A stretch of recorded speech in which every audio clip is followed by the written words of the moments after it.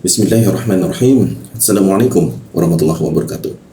Jumpa lagi dalam Jejak Hikmah episode kelima, terakhir pembahasan tentang tersingkapnya gunung emas di Sungai Efrat. Nah, apakah itu peninggalan Babilonia?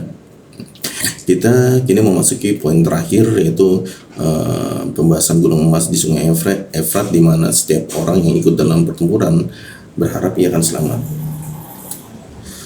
Potongan hadis ini menunjukkan bahwa dalam pertempuran pasukan tersebut tidak berharap lagi pada emas, yaitu mereka berharap bahwa diri mereka akan selamat.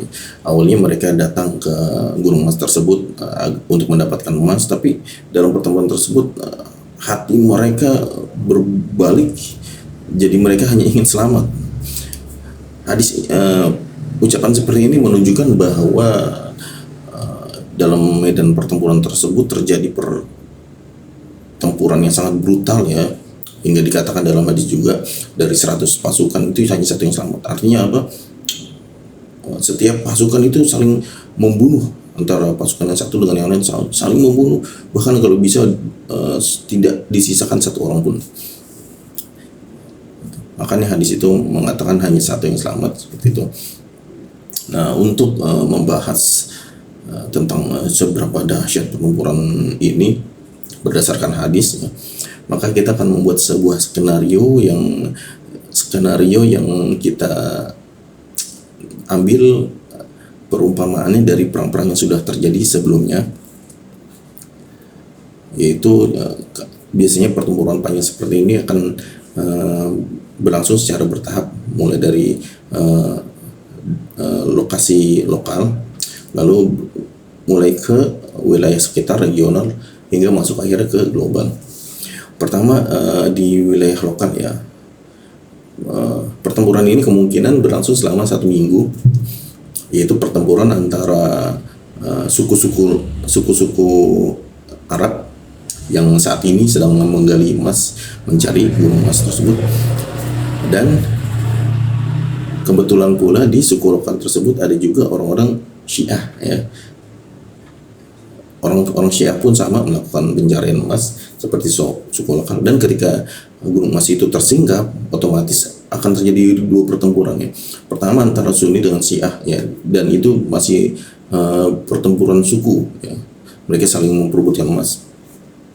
Senjata yang digunakan kemungkinan adalah alat tradisional untuk menambang. Ada pula yang mungkin menggunakan pisau, senjata api, bahkan kemungkinan menggunakan AK-47, ya. Karena memang lokasi Irak itu lokasi perang, dan senjata seperti itu mudah didapatkan, seperti AK-47, RPG, itu senjata yang banyak beredar di kawasan tersebut dan dimiliki oleh warga-warga kadang, ya, warga-warga yang memang terlibat dalam pertempuran sebelum-sebelumnya. Kemudian pemerintah Irak pun tidak akan tinggal diam. Pemerintah Irak mungkin akan menutup daerah lokasi tersebut, ya, disterilisasi, lalu mungkin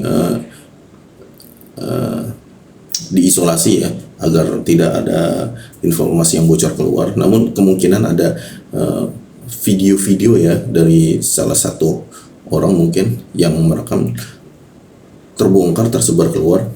Akhirnya video itu pun menjadi viral dan menjadi konsumsi publik dunia.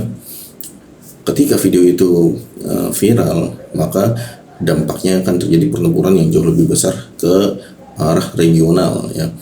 Setelah 1 bulan, kemungkinan pemerintah Iran mengambil langkah untuk membantu Syiah yang ada di sana, ya, dengan alasan mempertahankan kawasan Karbala dan Najaf, karena itu daerah Syiah. Karena kemungkinan gunung emas itu berada di sana, mereka akan membantu dengan persenjataan, ya. Dan tentu saja pemerintah Arab tidak tinggal diam, karena Arab itu memang rivalnya Iran. Arab itu lambang Sunni, dengan Syiah Iran itu lambang Syiah. Maka tentu saja pihak Timur Tengah juga tidak akan tinggal diam, mereka akan melakukan pengiriman bantuan juga. Kemudian ada sisa-sisa militan ISIS, ya, mungkin ia akan ikut terjun juga dalam pertempuran. Hanya mungkin Syiah ini melakukan serangan-serangan yang tidak langsung, mungkin hanya seperti gerilya, seperti mungkin mencuri senjata, mengambil pasukan emas, atau mungkin melakukan bom bunuh diri, mungkin akan melakukan hal-hal seperti itu.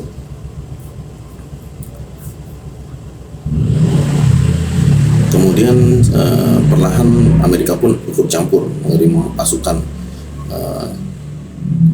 karena Amerika sejak dahulu melakukan propaganda tentang isu teroris di Irak ya. Mungkin dengan isu teroris ini, ISIS ya, Amerika akan melakukan pengiriman pasukan pula ke Irak. Kemudian ada skenario ketiga, yaitu pada skenario ketiga ini kita bagi menjadi 3 gelombang ya. Ini mulai masuk ke pertempuran serius. Gelombang pertama, kedua, dan ketiga. Gelombang pertama itu terjadi sekitar 2-3 bulan ya. Itu pertempuran antara di daerah Karbala ya. Karena Iran dan Amerika Arab mulai ikut campur ya, negara-negara regional sekitar mulai ikut campur, maka terjadi pembantaian besar-besaran. Ini lebih ke arah, mungkin ke arah pasukan darat ya. Mereka melakukan pertempuran darat dan menimbulkan banyak korban jiwa, banyak yang tewas, sehingga di hadis itu dikatakan dari 100 hanya satu yang selamat. Artinya 99% mereka tewas. Dan kata lain, mereka senjata-senjata yang digunakan dalam pertempuran itu adalah senjata yang cukup mematikan. Lalu perlahan Turki, Suriah yang posisinya dekat dengan sungai yang berdampingan dengan sungai Efrat, kemungkinan akan melakukan tindakan pula ya, dengan alasan sungai Efrat dijadikan alasan untuk melakukan peperangan pula, mungkin seperti itu.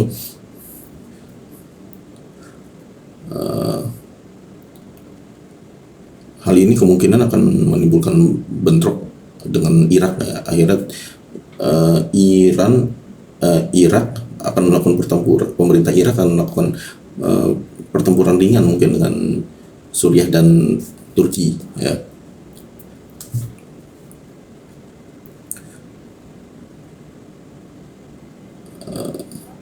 Pertempuran ini kemudian berkembang menjadi lebih luas karena Iran melakukan pertempuran. Pada akhirnya Rusia pun ikut campur dalam hal ini. Kemudian masuk pertempuran gelombang kedua yang terjadi sekitar bulan ke-4 sampai ke-6. Pertempuran ini melibatkan lebih banyak lagi pihak ya, seperti efek domino. Tadinya awalnya pertempuran antara Syiah dan Sunni ya di lokal, lalu berkembang Syiah militan mulai berkembang melakukan pertempuran dibantu oleh Iran, dan Iran pun dibantu oleh Rusia melawan Sunni yang dibantu oleh Saudi, lalu dibantu lagi oleh Amerika dan NATO. Akhirnya pertempuran ini menjadi pertempuran yang melibatkan banyak pihak. Ditambah lagi sisa-sisa ISIS yang terus melakukan serangkaian bom bunuh diri ya dalam pertempuran tersebut. Akhirnya pertempuran dahsyat itu menewaskan banyak orang. 99% pelaku peperangan tewas, hanya 1% yang selamat. Pada gelombang ketiga terjadi antara setengah sampai 1 tahun ya, mulai dari bulan ke-7 sampai bulan ke-12. Ini pertempuran terakhir di konflik regional, yaitu kedua kubu ini saling menambah pasukan habis-habisan ya, ibaratnya seperti pertempuran terakhir. Mereka melakukan peperangan membabi buta. Mungkin senjata-senjata mereka dikerahkan seperti Amerika mengerahkan pesawat-pesawat siluman, dan mungkin mulai menggunakan rudal-rudal ya.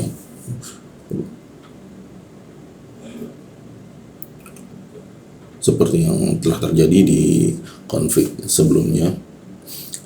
Dan ini akan menjadi pertempuran terakhir pada tahun pertama, ya, tepatnya di gelombang ketiga, dan wilayah tersebut akan menjadi hancur porak-poranda oleh senjata. Setelah pertempuran tahun pertama berakhir, masuk ke pertempuran tahun kedua. Pertempuran tahun kedua ini lebih dahsyat lagi, ya. Kemungkinan setiap pagi Amerika melakukan peluncuran pesawat-pesawat siluman, menjatuhkan banyak rudal, ya, menjatuhkan banyak membombardir daerah tersebut pada pagi hari, dan siang harinya para pasukan dari setiap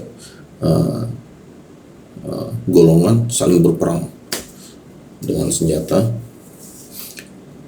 Lalu di malam harinya mereka melakukan serangan yang seperti telah terjadi di Palestina dan Israel, ya. Dilontarkan banyak drone, misil, ya, dan kemungkinan Syiah pun akan melakukan bom bunuh diri di malam hari.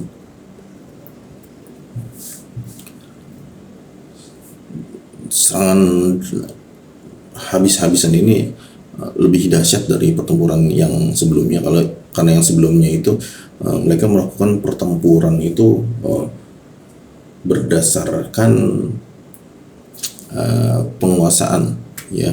Jadi pertempuran itu masih terkontrol. Namun untuk kasus ini, karena yang diperebutkan adalah emas, maka rasa tamak dalam diri mereka itu bangkit, sehingga mereka melakukan pertempuran habis-habisan, bahkan senjatanya lebih dahsyat lagi dari pertempuran yang telah terjadi sebelumnya. Mungkin mereka akan melakukan habis-habisan, ya, karena yang diperebutkannya ini emas. Oke, kita akhiri pembahasan ini.